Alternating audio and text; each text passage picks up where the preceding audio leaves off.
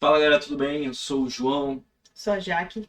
Você está assistindo o canal da Jotas Geek. A gente está voltando aqui para comentar um pouquinho nossa opinião sobre os filmes, séries e tudo da cultura pop em geral.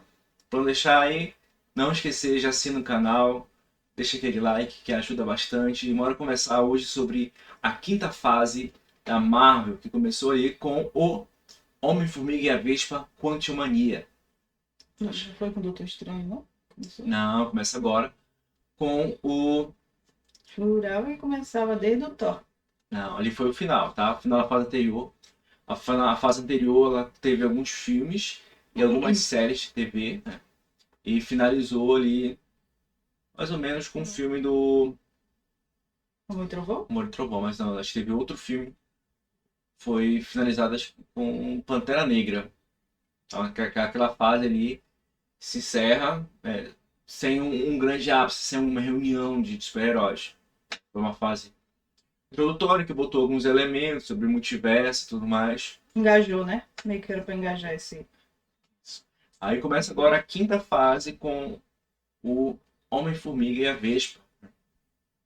Então, para começar, você já deve ter assistido esse vídeo aqui, já deve ter passado por um monte de crítica, ou ouvido pelo menos aí a opinião de várias outras pessoas, né? Lembrando que nós não somos críticos, nós somos público, tá? Então aqui não fica a nossa crítica, fica a nossa opinião. Então a gente vai falar bastante spoiler, é uma conversa mesmo, bem informal de certa forma, né?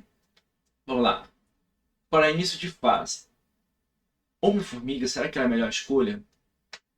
Eu vi que existe uma estratégia da Marvel que o Homem-Formiga não é tão popular assim, né? Então, ele sempre atrela alguma coisa futura ao filme do Homem-Formiga para fazer as pessoas irem assistir. Foi o que aconteceu com o segundo filme do Homem-Formiga, né? A maioria das pessoas estavam ali na expectativa de será que os Vingadores realmente estavam mortos ou não?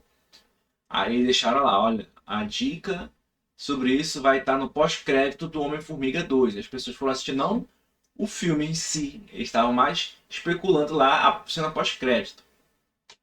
Acho que aconteceu um pouco nesse no marketing desse, né? Acho que as pessoas vão procurar assistir o filme do Homem-Formiga, não pelo Homem-Formiga em si, mas pela cena pós-crédito. Acho que isso foi até algo que eu vi, chamou bastante atenção, é que quando começaram a sair as primeiras opiniões, eram mais falando, olha, tem duas Os créditos, né? pós-créditos, essas duas pós-créditos vão definir o futuro da Marvel no cinema.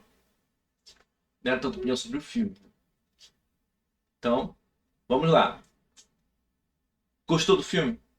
Ah, assim, pelo que tava saindo, pelos filmes que a gente tá indo assistir, pelo tanto que tava falando, eu achei até o filme divertidozinho. Algumas coisas me incomodaram bastante. Assim como todos os outros filmes da Marvel que tava saindo até então, série e tudo. Mas uma coisa que eu achei bem positiva é que eles cortaram um pouco mais aquele piada. O tempo todo. Piada, piada, piada, piada. Que foi o que me estressou no filme do Thor. Tinha, não tinha graça, não tinha ritmo, tinha hora que tava só ali para fazer de enfeite, tava muito infantilizado. Estavam tentando fazer isso, acho que é para vender boneco, alguma coisa parecida. Mas a gente sabe que eles querem atrair um novo público, que é a criança, que é o que consome mais, que é o que vende mais, realmente. E aí a gente foi assistir Homem-Formiga já na expectativa do filme ser assim, nessa base, nesse nível.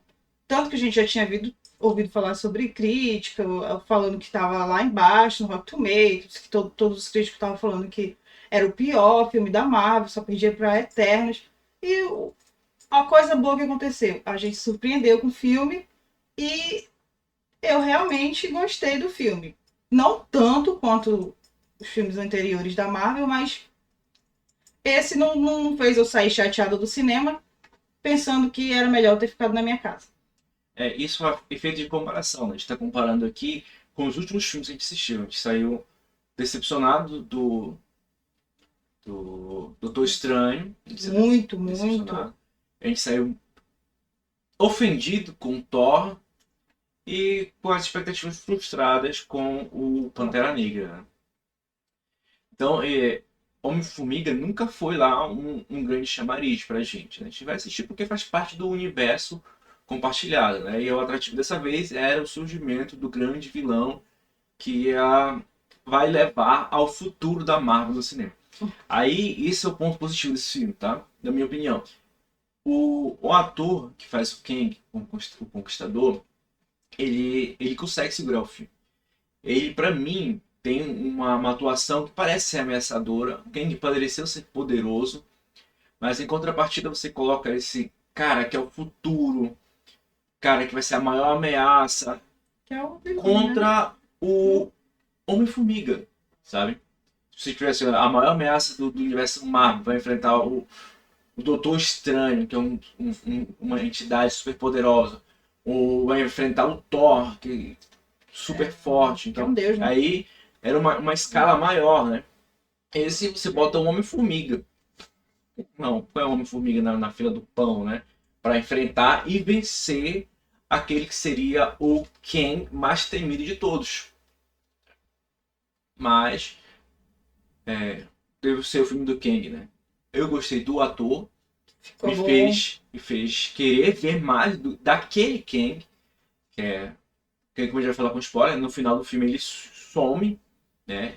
Ele seria o Kang Prime, o Kang mais perigoso, o Kang que controla os outros Kang, o que quer eliminar os outros Kang para ser o único.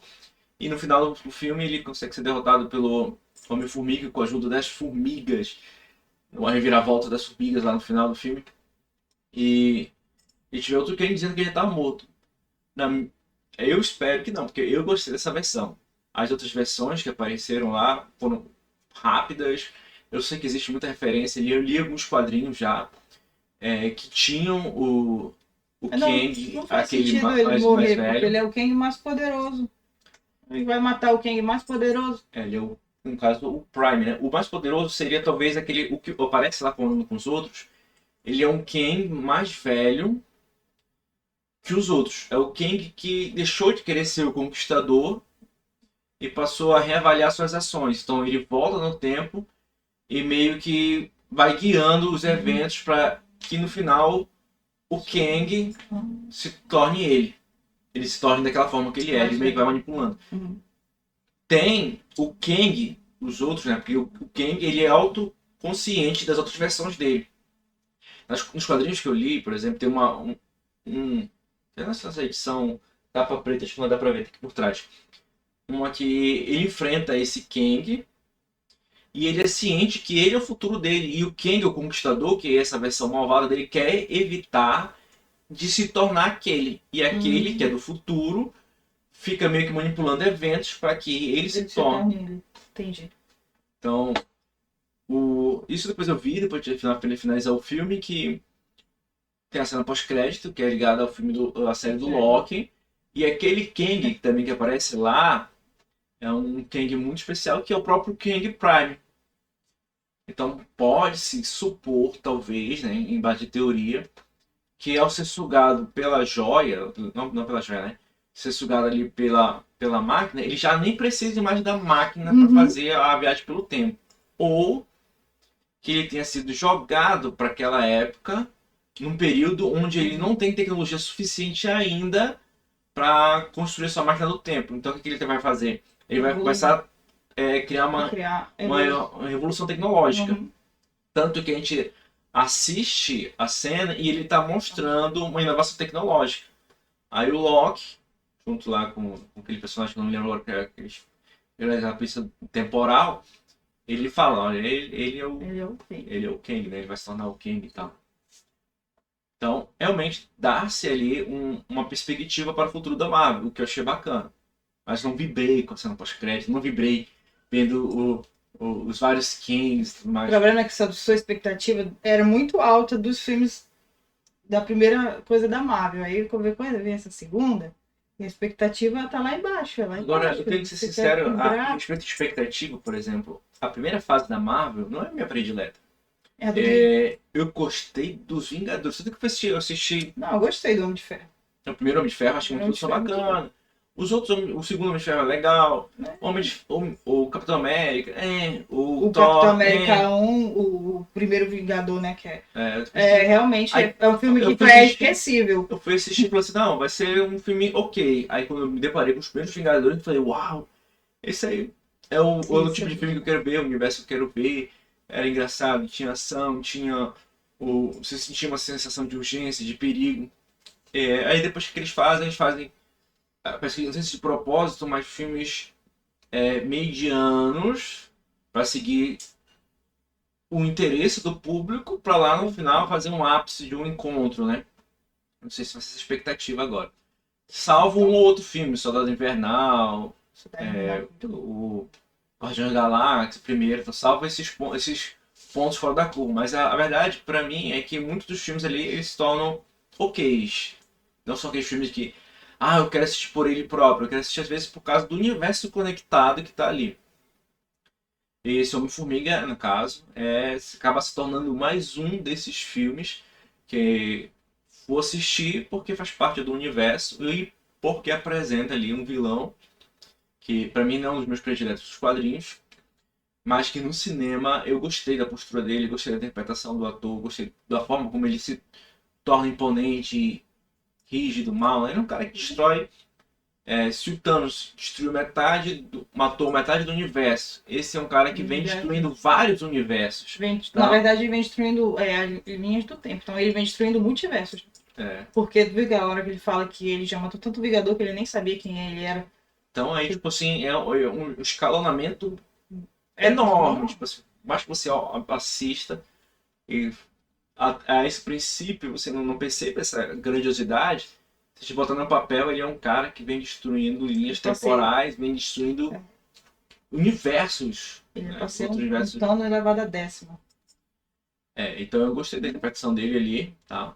O visual do Kang nos quadrinhos eu acho uma coisa muito mal resolvida. Parece um cara que jogou uma cochila em cima e amarrou um cinto, sabe? Aí ali ficou bacana, respeitou os quadrinhos, mas modernizou ao mesmo tempo, ficou legal.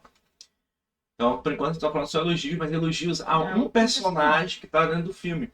A gente tem que levar os outros personagens. A gente tem ali, e acho que a grande problemática, pra mim, na minha opinião, é a filha do Scott. Do Scott, né? Temos uma menina que ficou sem o pai durante 5 anos, né? E agora que ela recebe um upgrade da última vez que ela apareceu pra esse. Mudam a atriz, que eu não achei que foi uma escolha interessante, porque aquela atriz parece uma atriz voltada mais para um papel cômico, teen, né? A gente viu ela no filme Freak, eu achei muito bacana ali, aquela interpretação dela de um assassino, mas quando ela vem aqui pro filme e tem que fazer uma vertente mais séria, uma vertente mais heroína e tudo, parece que não combina, sabe? Parece que ela tá ali para fazer uma série teen. É porque ela meio que não muda a expressão facial dela. Tá sempre aquela mesma expressão. Tá perigo. Ela se limita a abrir um pouquinho a boca e ela tem olhos grandes, a boca pequena, ela parece uma boneca. Mas você vê que não tem uma interpretação. Não, mas que a gente vê ali no filme que não parece que ela não te passa muita emoção. Então você tá correndo perigo, mas você não sente isso. Ela tá com aquela mesma cara que ela tava no início, quando tava conversando com o pai dela, e de vez em quando ela esboça um sorrisinho. Eu tô fugindo dos guardas. É a mesma cara que ela tava quando ela tava lá presa. E aí ela virou um super gênio também, né? Tipo, 5 anos em que o pai dela foi clipado. Eu acho que foi, né? Porque na verdade ele tava no mundo quântico. Ela pega o diário do Hank, já leu, já desvendou, já começa a chamar ele de avô, que a gente nem sabe como é que tem esse vínculo deles, porque eu acho que quando ele foi clipado ela não estava com ele. Ele, quando voltou, o universo se restaurou aí, que eu acho que ele começou a conviver com ela, mas já é o vozinho dela. E aí ela já cria uma máquina, porque ela já entendeu o diário, ela já estudou, ela já está mais evoluída que ele, já criou uma máquina pequena, porque eles criaram dentro de não foi dentro de uma furgão enorme, uma máquina gigantesca. Ela criou um mapazinho para fazer tipo um mapeamento. Manda sinal para lá e manda sinal de volta. Aonde o Madok, que é outro problema do filme, é o Madok. encontra o sinal, aí através daquele sinal ele consegue puxar tudo pro reino quântico. Então, ela criou a máquina. Porque se ele consegue puxar por dentro, ele tem que ter alguma coisa Ele cria um portal e puxa para criar um eles ali, né? portal ali para puxar. Aí ele é isso também, já que você tá falando de spoiler, né? No final, eu sempre pensei, seria corajoso deixar o Hank não, o Scott. Scott e a Vespa lá no mundo quântico, né? E eles se tornariam os líderes lá e tudo mais, depois Eu achei que esse poderiam seria mais voltar. forte, pegar as formigas que já estavam super tecnológicas e fazer uma passar revolução tempo ali. e tudo mais. Aí do nada a menina Abre de- o portal. dá um Ctrl Alt del lá e Reabre o reabre portal. Como ela reabriu o portal, né? Quem criou o portal foi o o outro lá o outro, puxou no ela. reino quântico. Ela já conseguiu fazer o portal para. Aí tem coisa complica, que. sabe? Pois é. Aí, ainda falando dela, ela tem um embate contra o Madok. Madok que estava lá, foi reconstituído lá pelo Kang. Ficou aquele corpo deformado, né? Aquela cara de balão, com as perninhas e tal. Não parecia em nenhum momento ser ameaçador, coisa que ele é, em várias versões em quadrinhos. Mas até tinha uma série na Star Wars que a Disney estava apostando nele também, para ter uma vertente mais cômica séria, mas não foi, já acho que já foi cancelado e tudo mais. Aí ele é convertido pelo famoso discurso do deixa de ser Do protagonismo. Deixa de ser babaca. deixa de ser babaca. Aí pronto, olha, Ai, meu Deus, eu vou parar de ser matei babaca. milhões de pessoas aqui. Matei todo mundo, vim pra Aí cá, mas agora eu vou deixar de ser um babaca. Aí aquele. Quando ele encontra o Scott, considera o Scott um irmão. Sabe? Muito forçado, ele foi muito forçado. De barra. Tem os personagens ali também. A construção de mundo, sabe? A gente tá dentro de um mundo quântico, mas eu esperava ver alguma coisa que fosse mais crível, tá? Não sei se quiseram passar a sensação que você estava dentro de um grão, alguma coisa assim, dentro de um grão que. Mas você olha no espaço. Desculpa interromper, mas me incomodou desde o trailer. Porque eles usam um recurso que agora que eles fazem o cenário, né? Total deixa CGI, né? Tem um cenário e por trás são telões. Dá pra perceber aquilo. Que era só um pedacinho construído e um telão lá jogando coisa mais pedra aleatória, nem é um espaço, né? É um vácuo por trás. Então, aí você vê aquela cidade super tecnológica, uma cidade que você também. Sabe Não... como surgiu dali? Porque quando tem a relação da Janet Van Dyne lá com o Kang, só mostra eles dois. Né? Não mostra eles interagindo com nada, não mostra eles interagindo com ninguém. Aí depois que eles retornam, já existiam outras pessoas, ela já teve romance com outras pessoas, existiam outros seres lá. Porque durante aquele processo que eles estão os dois encontrados, ela morava numa cabana sozinha no meio do nada, achou ele, salvou ele. Não mostrou mais ninguém, sabe? Parece que essas pessoas surgiram ali do nada, essa população surgiu ali do nada. Não, não se conectam as coisas. Tem muita coisa. Se ela sabia do perigo de voltar ali, por que eles estavam fazendo o experimento de voltar lá no final do Homem-Formiga 2, né? Lá no pegar informações do mundo quântico. Pois então. Pois é, e aí? Mas que essa visão, não, Ela ninguém volta mais lá, ninguém volta mais lá. Aí esquece essas coisas. E aí depois, agora. não tem como ir pra lá, sendo que eles não foram no final do filme. Eles usaram a passagem por ali, né? Pra voltar no tempo. E como vocês usaram o mundo quântico para poder viajar pelo tempo, por que que os outros Kangs exilaram o Kang dentro do mundo quântico? Se seria ali onde era possível viajar pelo tempo, sabe? Se lá no mundo quântico o tempo é diferente, que nem o Scott disse que ele ficou, parece que 5 minutos lá e passou 5 horas, né? 5 horas lá, passou 5 anos na Terra. Como é que a mulher tá com a mesma idade de lá na Terra, que ela voltou, se ela disse que passou 30 anos lá, e aí não era para ela ter envelhecido, no caso, era para ela ter passado 30 minutos no reino quântico. E 30 horas no quântico e 30 anos no mundo normal. E não, ela envelheceu o mesmo período temporal que o marido dela, o Hank. Sim, aí a gente fica assim, na dúvida de quais são as regras do reino quântico, né? De quanto tempo o reino quântico passa para cá, se é muito diferente, então ficou algo, cria situações problemas que eles respondem evitando. Não respondem, eles evitam. Só evita. Então, não achei de total desperdício o filme. Eu me diverti com o filme, apesar desses incômodos. Principalmente apesar dessa filha dele, esse protagonismo forçado dela. Acho que se não tivesse a filha dele, seria melhor. A Vespa também, né? Acho que foi muito apagada no filme. Não sei se mudaram a versão, né? Porque houve reshoots, né? Houve regravações 2 meses antes do lançamento. Então, talvez no filme original ele fosse mais pesado ou mais cômico, ou a Vespa tivesse mais participação. Porque que ela, uns meses atrás, ela demonstrou ser antivacina, né? Então, aí talvez tenham cortado mais cenas dela, mas que ela só chega lá e atira. Se cortou a cena dela, não precisava regravar mais coisas. Pra preencher, né? Agora ela ficou muito reduzida ali a nada, né? Não tem muito o que falar ali da Vespa, né? Ela tem um nome lá no título, mas dentro do filme ela não tem muito o que dizer.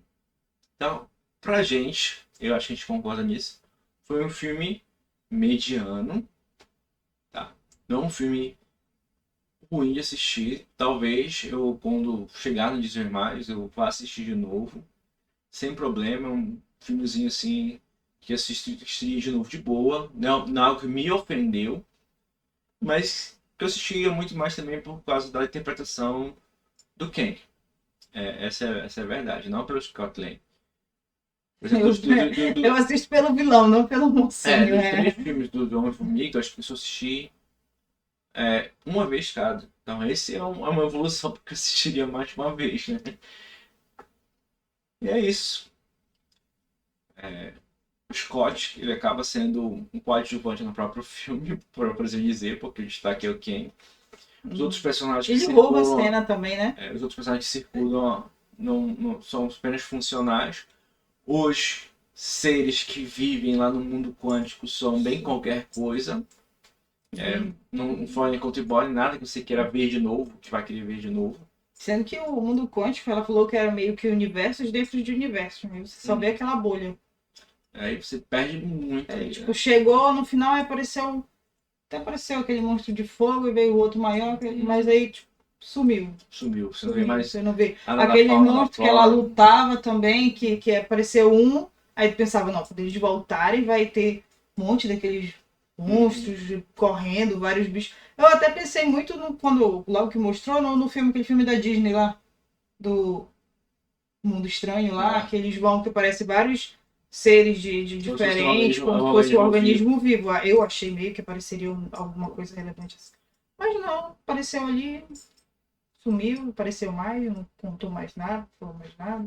Ela falou que estava só, e de repente já tem um monte de, tipo, meio que pessoas vivendo lá. E aí, sim, não tava só lá, e mostra lá só, e depois uma bagunça. Eu achei que eu perdi a oportunidade de mostrar que fosse algo como Sakar, onde os seres estão ali, de certa forma, vieram de outros locais. Seria interessante, né? Porque aí você saberia que estava em, como ela falou, que são meio que vários universos junto. Ela falou meio que era vários... Pois é. Então, ela falou que era... abelha aqui agora. A abelha querendo me bater. Era vários universos juntos, a gente esperava muito, um pouco mais de civilização e alguma coisa. Aí você vê meio que a cidade era onde ele tinha construído para fazer o exército dele, que aí era uma cidade meio que revolucionária e tal. Só que tinha alguém morando nessa cidade? Era só o robô dele? Era só o exército dele? Porque os outros eram a resistência, mas e o pessoal... quem era? Uma civilização, uma flora, uma fauna lá, mas aí meio que dá um salto de ver aquele a construção dele e as pessoas estavam lá já resistindo. Lá, e aí eles eram meio que a resistência, mas meio que você não via pessoas lá, era meio que só robô, mas ele não fez aquilo no bar que eles chegaram lá, ele não tinha... Já tinha toda uma estrutura social ali, feiras, comércio. Pois é, E parece que tudo surgiu ali do nada depois que eles dois, porque é, quando mostrava só ela, parecia que só ela só ela existia. tava lá e Ela ficou na sobrevivendo. plataforma. Depois chegou o Kang, veio a companhia dela, mas aí depois não mostra como é que eles conheciam outras pessoas, começaram a Como é interagir, que como é que. apareceu? É, sabe, Como é tipo, que, é é meio muito que. jogada, é muito. Eles meio que. É isso. É. Então, se você tem um tempo, quiser assistir o filme e conferir, vai sem esperar grande coisa. Aí talvez você se divirta com o filme, né? Como eu disse, eu já tinha visto uma crítica e tinha visto a nota que estava lá embaixo, mas também já não tinha muita grande expectativa, porque eu nunca tive uma grande expectativa para os filmes do Homem-Formiga. Apesar de achar que a Marvel já está na quinta fase, há mais de 10 anos, já devia mudar essa formulazinha de fazer filmes medianos. Acho que todo filme deveria ser talvez um grande Mas evento para isso. fazer você ficar empolgado. Mas é isso, eles estão fazendo muito, um atrás do outro, em cima do outro, é série, é filme, é toda hora, ó, já vai chegar o da Galáxia, né? Meio que eles lançavam o quê? Um por ano? Dois, Um, né? dois, no máximo, agora é tudo atribulado, todo mês tem, tudo tem novidade, tem coisa, então eu acho que meio estão se enrolando aí, fazendo muita coisa ao mesmo tempo. Então é aquela questão de E quantidade rápido, versus qualidade, né? Tá exatamente. aumentando muito a quantidade, baixando a qualidade. E é o foco, né? Também tem que ver o foco. O foco dele não é mais a gente. O foco deles na cara que é a geração nova aí, que tá vindo. Que eles querem pegar essa molecadinha aí, criança, querem pegar essa fasezinha teen, o público-alvo deles está na cara que é esse. Não quer mais saber dos milênios. Então, filme mediano, vilão interessante, final também, apesar de ter algumas cenas legais, fica esse gosto amargozinho por ver o Homem-Formiga Matando o vilão, vencendo vencendo o grande vilão de o toda a vilão mais fase. poderoso. Então, é o O vilão vilão, dos vilões. vilão dos vilões que já é Que, derrotado na sua primeira é, aparição. Bem isso aí. Então, se você assistiu o filme já, né? Comenta aí o que você achou também, se você gostou, se você não gostou. Não tem.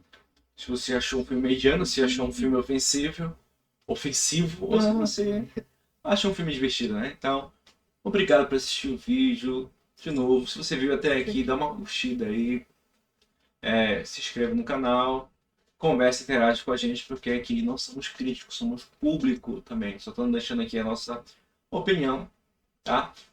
Aquele abraço, tchau, tchau, até uma próxima vez.